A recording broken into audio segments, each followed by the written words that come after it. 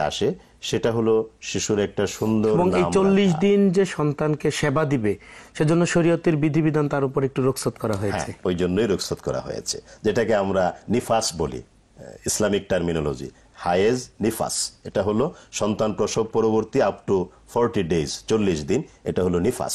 এখানে রুখসত আছে নামাজ রোজা সবকিছু থেকে। তো কারণ কিন্তু সন্তান, এটা সন্তানের হক। তো যে বিষয়টি বলছিলেন যে নাম রাখার ব্যাপারে, নাম রাখা সপ্তম দিবস এটা হলো উত্তম।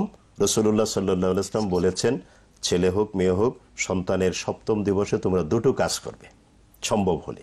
এটা ফরজ ওয়াজিব সুন্নতে মুআক্কাদা না, তবে এটা মুস্তাহাব, তবে উত্তম। সেটা কি? আল্লাহ রসুল নিজেও করেছেন যে সপ্তম দিবসে তোমরা সন্তানের একটা সুন্দর নাম রাখবে এবং তার একটা আকিকার ব্যবস্থা করবে। যদি আকিকার ব্যবস্থা সপ্তম দিবসে না পারো, 14তম দিবসে করো, 21তম দিবসে করো। আকিকা মানে পশু কুরবানির কথা বলছেন? হ্যাঁ, সেটা। অথবা সুবিধাজনক সময় করো। উত্তম হলো সপ্তম দিবসে সুন্দর নাম রাখা, আকিকা করা। আর এখানে একটু কথা আমি বলবো, এই সব কিন্তু সন্তানের জন্য এবং এটা তার হক। সুন্দর নাম রাখা এটা সন্তান ডিজার্ভ করে বাবা মার কাছ থেকে। কেন? নাম নানান রকমের হয়। রাসূলুল্লাহ সাল্লাল্লাহু আলাইহি ওয়াসাল্লাম বলেছেন নাম রাখতে হবে সুন্দর, অর্থপূর্ণ, পারফেক্ট। অল্প কথায় পারফেক্ট অর্থ প্রকাশ পাবে, পূর্ণাঙ্গ অর্থ প্রকাশ পাবে, এরকম কোন নাম।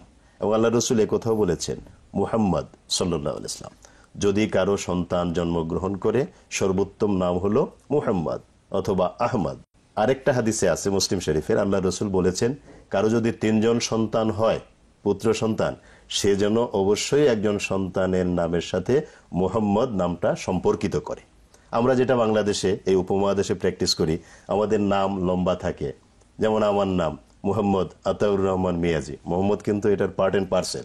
এটা হলো ওই হাদিসেরই আমলের প্রতিফলন। এটা আমাদের দেশে এভাবেই হয়ে আসছে। আমরা চেষ্টা করব যেন আমরা উত্তম এবং অর্থপূর্ণ নাম আমরা রাখি। সুন্দর নাম। জি, আমরা একটা বিরতিতে যাচ্ছি, ফিরে এসে শুনবো বাকি আলোচনা।